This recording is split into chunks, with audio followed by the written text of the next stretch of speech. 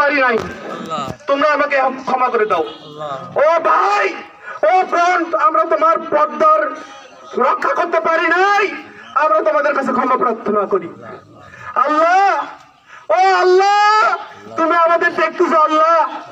আল্লাহ, এই দেখো ছোট্ট ময়দানে, বাংলার ছোট্ট ময়দানে আমরা আমার ভাইদের বিরুদ্ধে দাঁড়াইছি।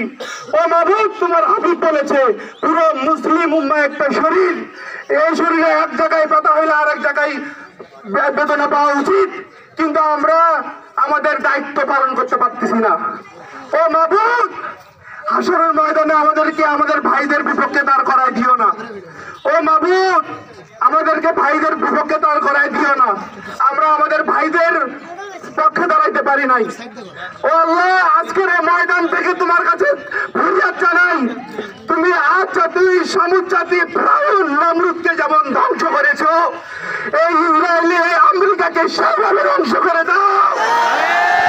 আল্লাহ, তুমি আমাদের দোয়া কবুল আর মঞ্জুর করে দাও।